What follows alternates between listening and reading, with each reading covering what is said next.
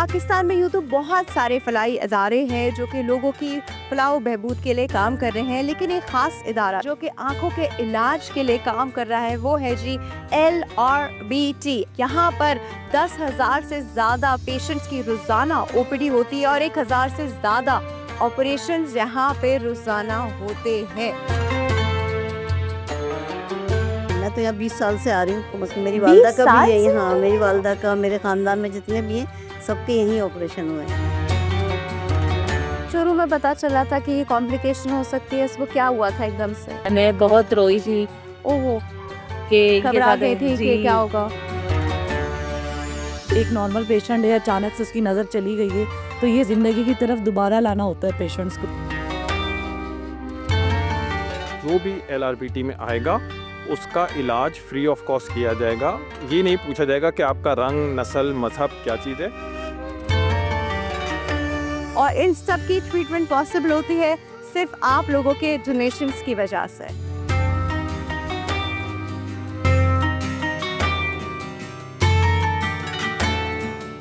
अच्छा जी, आज हम कुछ डिफरेंट बात करेंगे, लेकिन ये बात जो है ये मुझे लगता है रोज़ाना होनी चाहिए। आज हम बात करेंगे अल्लाह की दी हुई नेमतों पे। आज एक ऐसी नेमत की बात होगी जो कि बहुत बड़ी नेमत है, लेकिन शायद एहसास तब होता है जब वो नेमत हमसे या तो छिन जाती है या कॉम्प्रोमाइज़ हो जाती है।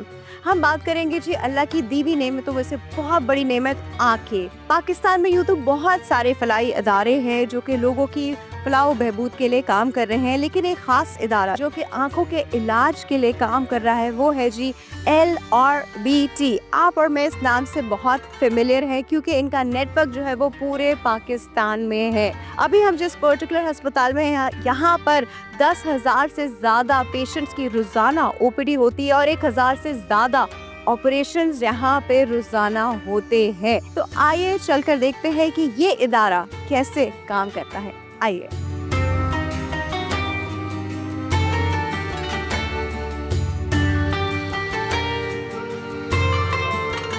अब हम मौजूद हैं जी ताहिर अब्बासी साहब के साथ जो कि head of resource development and communication है LRBT के। अस्सलाम वालेकुम। वालेकुम सलाम जी। कैसे हैं आप सर? अल्हम्दुलिल्लाह, बिल्कुल। आप बताइए। बिल्कुल ठीक ठाक सर। थोड़ा सा LRBT के बारे में हम सबको बताइए। अच्छा, पहले तो बहुत बहुत शुक्रिया आप तशरीफ़ लाएं यहाँ पे। मैं थोड़ा सा आपको हिस्टोरिकल बैकग्राउंड बताता हूँ। ये 1984 की बात है जब दो दोस्त ग्रैहम लेटन और ज़का रहमतुल्लाह अपने कामयाब बिज़नेस से, कारोबार से रिटायर हो रहे थे। तो उन्होंने सोचा कि जब इस मुल्क ने उनको इतना सब कुछ दिया है तो इस मुल्क को कुछ वापस भी देना चाहिए। तो उन्होंने फिर एक मोबाइल यूनिट की दागवेल डाली थी टंडो बागों में।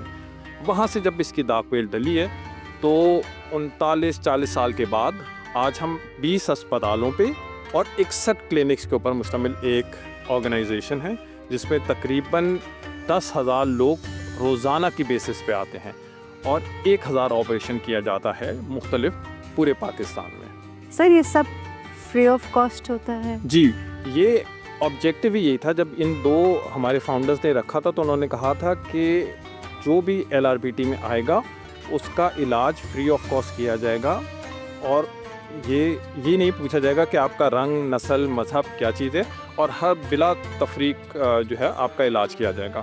हाँ, ये ज़रूर है कि जब आपको मैंने कहा ना कि 10,000 लोग रोज़ाना की बेसिस पे आते हैं, तो ऐसे बहुत से लोग भी आते हैं जो कि अफोर्ड कर सकते हैं, तो वो अपनी मर्ज़ी से आपको पैसे भी देते हैं कि जी ठीक है हम अफोर्ड कर सकते हैं। ये हक़ उन लोगों का है जो कि गरीब हैं, जो अफोर्ड नहीं कर सकते या ज़कात पे कराना चाहते हैं, तो वो बिल्कुल फ्री होते हैं, और जो अफोर्ड कर सकते हैं वो बिल्कुल देते हैं। तो इसका मतलब है वो लोग जो सोचते हैं कि अगर कोई वेलफेयर इदारा है, फलाही इदारा है, तो शायद उसकी क्वालिटी कॉम्प्रोमाइज़ होगी या वहाँ पे प्रोसीजर सारे नहीं होते होंगे, तो ऐसा कुछ नहीं है।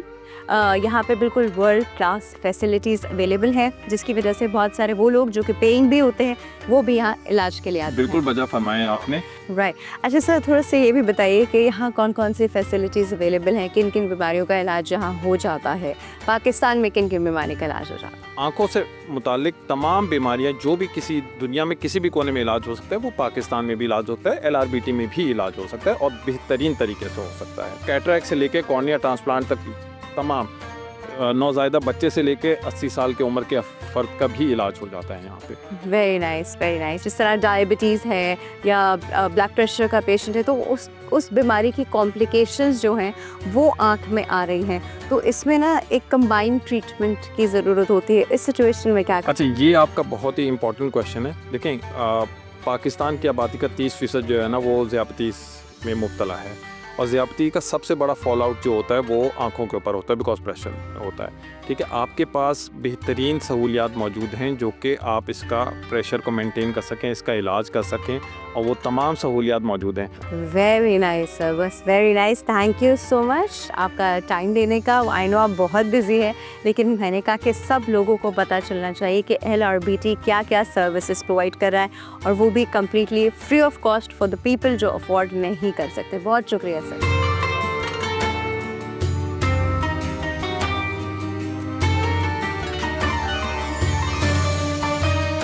अच्छा जी, अब मैं मौजूद हूँ यहाँ मेन रिसेप्शन एरिया में। मेरे पीछे इतना रश है, यहाँ पर मेरी साइट्स में इतना रश है, रजिस्ट्रेशन डेस्क के पीछे जो वेटिंग एरिया है वहाँ इतना रश है, और यहाँ पे पेशेंट इनिशियली लाए जाते हैं ताकि पता चल सके कि असल में मसला क्या है। रोज़ाना के हिसाब से इतना ही रश होता है, और इन सब की ट्रीटमेंट पॉसिबल होती है सिर्फ आप लोगों के डोनेशंस की वजह से।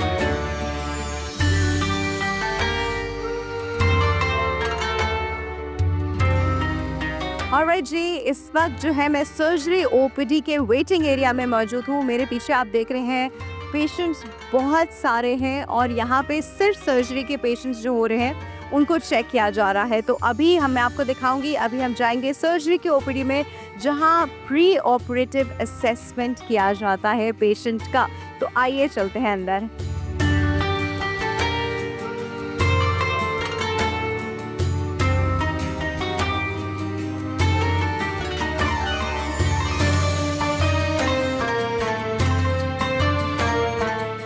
अच्छा जी, मैं इस वक्त सर्जरी की प्री असेसमेंट OPD में मौजूद हूँ।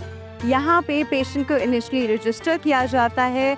ये जो दूसरा पोर्शन है, यहाँ पे पेशेंट की आँख का वो जो लेंस का नंबर होता है वो यहाँ पे निकाला जाता है। यहाँ हर रोज़ 200 से ज़्यादा कैटरेक्ट की सर्जरीज जो है वो की जाती हैं, तो उसका इनिशियल जो प्रोसीजर है वो इस रूम में होता है।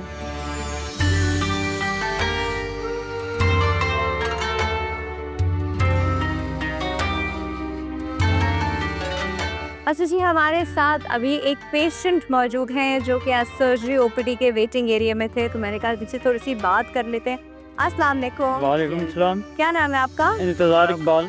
इंतजार साहब, आप कहाँ से आए हैं? मैं शाह फैसल से। शाह फैसल से आए जी। हैं? तो यहाँ का किसने बताया आपको? मैम, उधर एक छोटा सा अदारा है अखवा ग्राउंड में, उनके थ्रू आया हूँ। अच्छा ठीक है, क्या काम करते हैं आप? मैं इलेक्ट्रिशियन। आप इलेक्ट्रिशियन हैं? जी। अच्छा, यहाँ क्यों आए हैं? मैम, आंखों में मोतिया उतर गए। मोतिया उतर गया है? जी। अच्छा, ये आपको कैसे फील हुआ कि आंखों में मोतिया हो रहा है? मैम, एक साइड में नजर ही नहीं आ रहा सही। नजर नहीं आ रहा था सही, ठीक है। तो ये क्या आपके इलेक्ट्रिशियन के काम की वजह से कोई ऐसा प्रॉब्लम था, या फिर? नहीं मैम, ये ग्राइंडर चलाते हुए सारा बुरादा चला गया। वो आँख में जी, तो जी। आता है। तो डॉक्टर ने आपको ये रीजन बताया जी। मोतिये का? हाँ। अच्छा, तो यहाँ पे अब आप आए तो आपको कैसी लग रही है मैम, सारी बहुत तरफ? अच्छा, अभी तक तो गाइड कर रहे हैं, बहुत अच्छा VIP।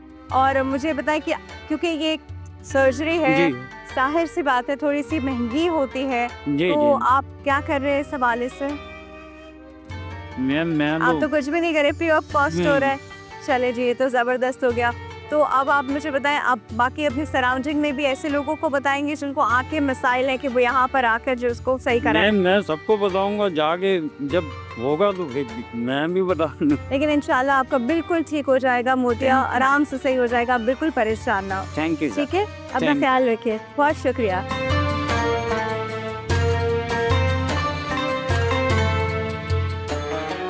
अच्छा जी, सर्जरी OPD के सामने मुझे एक और पेशेंट यहाँ नजर आई, तो मेरी कहा इनसे भी बात कर लेते हैं। अस्सलाम वालेकुम। वालेकुम सलाम। क्या नाम है मैम आपका? नाम सोफिया बानो है। सोफिया। अच्छा सोफिया, आप मुझे बताएं आप यहाँ कैसे आई हैं, क्या प्रॉब्लम हुआ है? माशाल्लाह मेरी आँख में बड़ी प्रॉब्लम हो रही थी, नज़र नहीं आ रहा था मुझे, बहुत मतलब छोटा छोटा नजर आ रही थी हर चीज ना। क्या क्या करती क्या हैं आप? मैं हाउस वाइफ हूँ, हाउस वाइफ बस ये एक सिलाई काम करती हूँ। पलाही काम करती हैं, ठीक है।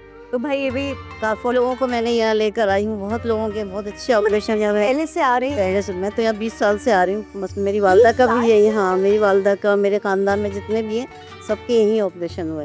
एक तो मेरे जानने वाले बचपन से ब्लाइंड थे बिल्कुल ना, उनके थाई माशाल्लाह उनका भी इतना अच्छा हुआ यहाँ पर, देखने लग गए माशाल्लाह। Very nice. मैं कहीं और मुतमईन थी नहीं, मैं यहीं आई, मैंने कहा मैं अपना भी यही करवा। आपको भी पहले आँख का कोई प्रॉब्लम हुआ है? नहीं पहले तो नहीं, अभी मेरा बीपी शूट हो गया था ना, मैं यहाँ का बीपी शूट पे हुआ, ठीक है।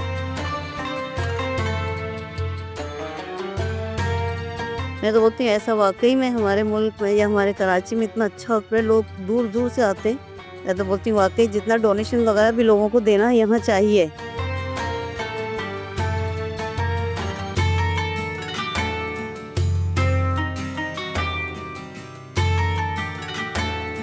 अच्छा जी, अब मैं फर्स्ट फ्लोर पे आ गई हूँ और फर्स्ट फ्लोर पे आते साथ ही एक तो मुझे यहाँ पे जो सफाई सुथराई का इंतज़ाम इस हॉस्पिटल में नज़र आया है, हाइजीन मेंटेनेंस, वो बहुत अच्छे लेवल की हाइजीन मेंटेनेंस है, ये बहुत बड़ी बात है।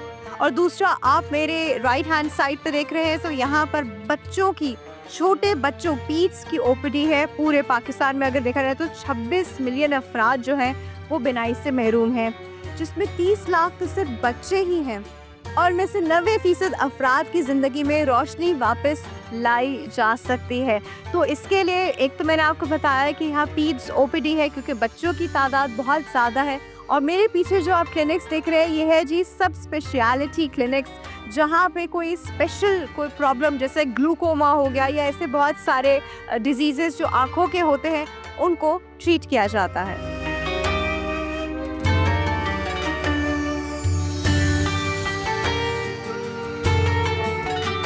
अच्छा जी, कुछ आपको आवाज़ों से अंदाज़ा हो गया होगा, मैं इस वक्त पीड्स ओपीडी में हूँ और जैसा कि मैंने आपको बताया था कि बच्चों के भी बहुत केसेस होते हैं। यूजुअली वो वाले बच्चे बहुत होते हैं जो कि प्री मैच्योर, मतलब 7वें या 8वें महीने में पैदा होते हैं। तो अक्सर ये होता है कि उनकी मैच्योरिटी, जो उनके रेटिना जो कि आँख की एक लेयर है उसकी मैच्योरिटी नहीं हुई भी होती, जिसकी वजह से अगर फ़ौरन उसका इलाज ना किया गया तो लाइफ लॉन्ग कॉम्प्लिकेशंस आ जाती हैं। तो यहाँ पे फ़ौरन से उनका इलाज किया जाता है, फ़ौरन से रेटिना को मैच्योरिटी की तरफ लाया जाता है, क्योंकि अगर वो ना किया गया तो बच्चे में लाइफ लॉन्ग जो है प्रॉब्लम्स होती हैं। इस वक्त मेरे साथ जो मदर मौजूद हैं उनकी गोद में एक छोटा सा बच्चा है, जो मैंने भी उनसे पूछा कितने महीने का है, तो ये छोटा सा बच्चा जो है 4 महीने का है, लेकिन ये 7th मंथ में जो है पैदा हो गया था, तो ये प्री मैच्योर बेबी है। तो अब मैं इनसे थोड़ी बात करके पूछती हूँ कि क्या सिम्टम्स थे, कैसे पता चला। अस्सलाम वालेकुम। वालेकुम अस्सलाम। क्या नाम है आपका? मेरा नाम सुमन है। अच्छा मैम, अब मुझे बताइए, आपने बताया 7 मंथ में पैदा हुआ, क्या नाम है इनका? मोहम्मद मीसम खान। मोहम्मद मीसम, ठीक है। तो 7 मंथ में पैदा हुए, तो आपको क्या पता, ऐसे पता चला कि ये बच्चा सही से देख नहीं पा रहा है? मैं कोरंगी 5 नंबर भी थी तो उन्होंने रेफ़र किया यहाँ पे 2.5 नंबर, तो मैं यहाँ लेकर आई इनको, तो उन्होंने चेकअप वगैरह किया। अल्हम्दुलिल्लाह उन्होंने मतलब 4 से 5 मरतबा बुलाया, तो उन्होंने बोला पर्दे वगैरह इनके बन रहे हैं। अच्छा अल्हम्दुलिल्लाह, अच्छा, अल्लाह का शुक्र है कि ये अल्लाह ठीक का है। शुक्र है। तो इंजेक्शन लगा इसको, वो जो शुरू में लगाते हैं? जी जी वो भी लगा इनको, वहाँ घर की तरफ ही लगा इनको। और अभी जो है कि इनकी आंखों में ये मसला है कि इनकी आंखों में स्वेलिंग आ गई है। स्वेलिंग आई है जी, तो अभी मैं इनको चेकअप करवाने के लिए लेकर आई। कितने बच्चे हैं आपके? ये पहला है। पहला ही बच्चा जी। है। हम सब माएँ हैं तो हम फील कर सकते हैं। जब आपको शुरू में पता चला था कि ये कॉम्प्लिकेशन हो सकती है, इसको क्या हुआ था एकदम से? मैं बहुत रोई थी ओहो, कि ये घबरा गई साथ- थी जी, कि क्या होगा? क्या होगा। अभी भी मैं घबराई हुई थी कि इनकी आंखों को पता नहीं क्यों क्या हो स्वेलिंग क्यों गया आ है, रही जी। है? तो इसलिए फिर मैं दोबारा यहाँ आई। अच्छा, वैसे इस हॉस्पिटल में जो आपको बच्चे को मीसम को इस वक्त ट्रीटमेंट मिल रही है, आप मुतमईन हैं? जी अल्हम्दुलिल्लाह बहुत मुतमईन हूँ मैं। अच्छा, तो अब मीसम को देखने में कोई प्रॉब्लम तो नहीं होती? नहीं नहीं, अब देख शुक्र है। लेता है, आप लोग को पहचान जी लेता है, सब कुछ मैं कर इधर लेता है? खड़ी होती हूँ, फिर पीछे जाती हूँ तो ये पीछे मुड़ के देखता है। धुंधला तो नहीं होता कुछ नहीं ऐसे नहीं, चेकअप बिल्कुल हुआ? भी नहीं। अल्लाह अच्छा, का चलो अल्लाह का लाख लाख शुक्र है। शुक्र है अल्हम्दुलिल्लाह। चलिए, थैंक यू सो थैंक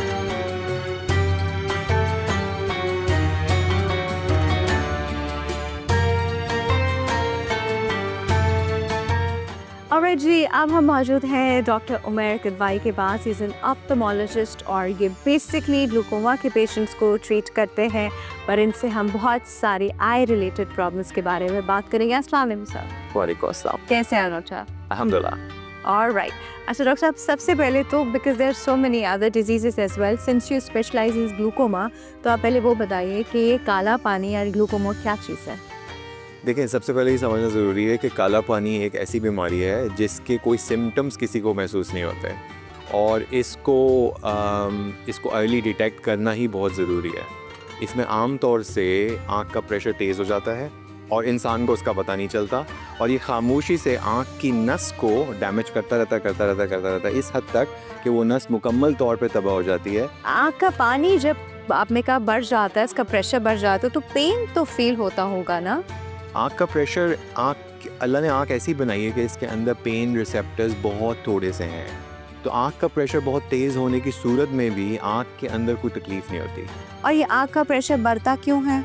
आँख के अंदर एक पानी है जो आँख की शक्ल को बरकरार रखता है, लेकिन इस आँख के पानी को पैदा होना और इसके जज्ब होने का एक बैलेंस होना चाहिए। अगर वो बैलेंस डिस्टर्ब हो जाएगा तो आँख का पानी ज़्यादा हो जाएगा, यानी यूजुअली वो जज्ब नहीं होगा अच्छे से और बनता रहेगा मतलब बनता कोई रहेगा। डार्क ब्लॉक हो जाएगी इसके? Is it like- एग्जैक्टली, जो उसके ड्रेनेज लाइंस हैं वो अच्छे से काम करना छोड़ देती हैं किसी वजह से। कुछ जेनेटिक रीजंस हो सकते हैं, कुछ दूसरी वजूहत हो सकती हैं, एंड जब वो एब्जॉर्ब करना छोड़ देता है तो पानी बहुत ज़्यादा हो जाता है आँख के अंदर, और लाइक किसी बलून में आप ज़रूरत से ज़्यादा पानी भर देंगे तो वो फूलेगा, बिल्कुल इसी तरह आँख के अंदर भी हो जाता है। लेकिन ये इसके अंदर जो चेंजेस होते हैं वो फिज़िकली इतने कम होते हैं कि इंसान को खुद पता नहीं चलता इन चीज़ों का। पेशेंट फिर आएगा कैसे जब उसको पता ही नहीं चलेगा कि उसके साथ क्या हो रहा है? तो वो किस प्रेजेंटिंग कंप्लेंट के साथ आता है? अनफॉर्चुनेटली यही तो डायलेमा है कि जब वो हमारे पास प्रेजेंट करेगा, जब नज़र के ख़राब होने के पास, तो वो वक्त है कि जब जिसको कहते हैं कि पानी सर से गुजर चुका है, you've missed the boat, क्योंकि उस वक्त नस इतनी डैमेज हो चुकी है कि उसको कुछ नहीं कर सकते। अब it's too late for anything. और सब क्या रीजंस हो सकते हैं ग्लूकोमा के? मोस्ट ऑफ द टाइम तो कोई वजह नहीं इसकी मिलती, लेकिन कई मरतबा ये अगर आप इसको ट्रेल करें तो ये हेरिडिटरी एलिमेंट भी होते हैं, यानी उनके फादर को, मदर को या किसी करीबी रिश्तेदार को ग्लूकोमा होता है। किसी पर्टिकुलर प्रोफेशन से रिलेटेड नहीं? प्रोफेशन से रिलेटेड तो नहीं, लेकिन एक बहुत कॉमन इसकी वजह हमारे मुल्क में स्पेशली मौजूद है। वो ये कि चूँकि हमारे पास अनकंट्रोल्ड एक्सेस टू फार्मेसी है, कोई भी जाके कोई भी दवा ले सकता है, कोई भी कतरे इस्तेमाल कर सकता है, और स्पेशली बलूचिस्तान के एरिया में वो बजाय किसी डॉक्टर से कंसल्ट करने के खुद ही से जाके स्टेरॉइड के ड्रॉप्स ले लेते हैं और वो यूज़ करते रहते हैं। और स्टेरॉइड एक नोन फैक्टर है जो कि आई प्रेशर को अनकंट्रोल लेवल तक हाई कर देता है। तो मतलब सेल्फ मेडिकेशन ना की जाए बिल्कुल भी, वन। और दूसरा, अगर ख़ानदान में किसी को है तो बहुत अर्ली स्टेजेस पे 20 साल के बाद आपका रेगुलरली चेकअप होना चाहिए। थैंक यू सो मच, आपने इतनी सारी नॉलेज हमको दी, हम सबको दी इनफैक्ट, एंड हमने आपसे बहुत कुछ सीखा। और एक चीज़ जो डॉक्टर आपकी सारी चीज़ों में एक बड़ी इंपॉर्टेंट बात थी वो ये था कि देखिए prevention is better than cure, तो वही अपना जो आप एक चेकअप जो है उसको मेंटेन कीजिए। ठीक है, thank you sir. Thank you so much.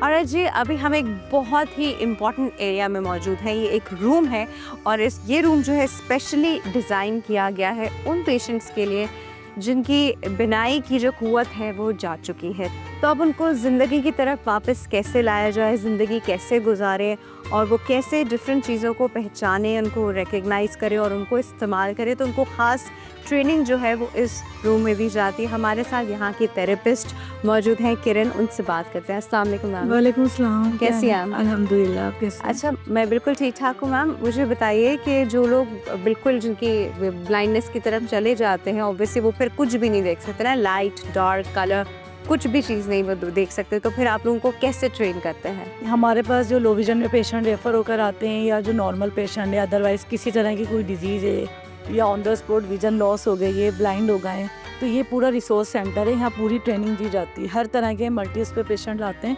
सबसे पहले हम पेशेंट की काउंसलिंग करते हैं, उसके साथ उसकी फैमिली की भी काउंसलिंग मस्ट है, क्योंकि उन्होंने यहाँ से जाने के बाद फैमिली में रहना होता है जहाँ बहुत सारे इश्यूज़ होते हैं, और अगर पेरेंट्स हैं और बच्चे हैं तो फिर पेरेंट्स की भी मस्ट है। आपको पता है हर तरह की मतलब काउंसलिंग की जाती है। ज़िंदगी की तरफ दोबारा लाना होता है पेशेंट्स को, और हमारी यही कोशिश होती है कि मतलब एक नॉर्मल पेशेंट है, अचानक से उसकी नज़र चली गई है तो वो ज़िंदगी की तरफ ऐसे लोग भी आते हैं जो बिल्कुल ज़िंदगी से मायूस हो जाते हैं और सुसाइड पे भी मतलब एग्री हो जाते हैं कि बस अब हमारी ज़िंदगी ख़त्म। लेकिन Aahista Aahista step by step उनको हर विज़िट पे बुलाया जाता है, फॉलोअप दिया जाता है।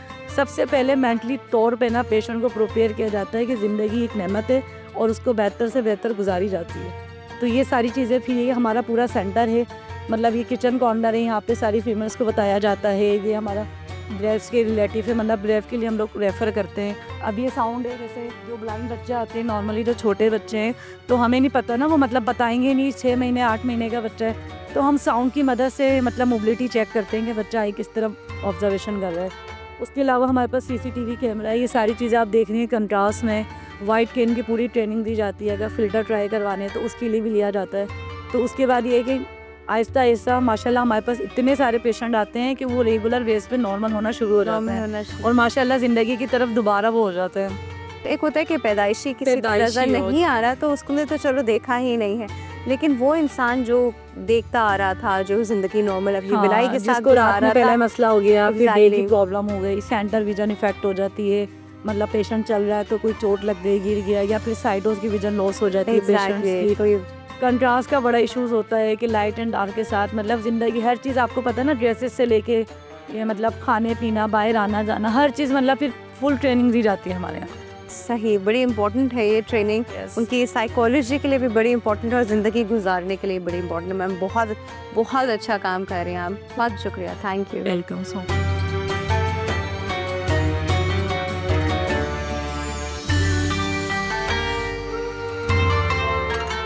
अच्छा जी, आज हम मौजूद थे LRBT में, जो कि हम और आप बहुत अच्छे से जानते हैं कि वो आँखों की बीमारियाँ, इनफैक्ट ब्लाइंडनेस तक को ट्रीट करते हैं। पर इसके लिए बहुत ज़रूरी है कि आपका साथ, आप कितना साथ देते हैं, आप डोनेशंस करते हैं, आपके डोनेशंस पे जो है LRBT जैसे इदारे जो है वो काम करते हैं, कितने लोगों की ज़िंदगी जो है वो संवर जाती है। एक बहुत इंपॉर्टेंट अपील जो मुझे लगा कि मुझे ज़रूर करनी चाहिए। देखिए, इंसान की ज़िंदगी का पता तो नहीं होता और ज़िंदगी के बाद अगर हमारी कोई चीज़ किसी के काम आ जाए तो उससे बेहतरीन कोई चीज़ नहीं हो सकती। अगर हम अपना कॉर्निया डोनेट कर देते हैं आफ्टर लाइफ तो किसी और की ज़िंदगी में उजाले आ सकते हैं, किसी और की ज़िंदगी बेहतर हो सकती है। तो डोनेशंस कीजिए, अगर कर सकते हैं, नहीं कर सकते तो एटलीस्ट कॉर्निया तो हर कोई डोनेट कर ही सकता है।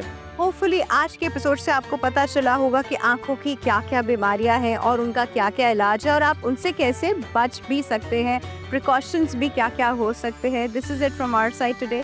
टिल नेक्स्ट एपिसोड, अपना ख्याल रखेगा। अल्लाह हाफ़िज़।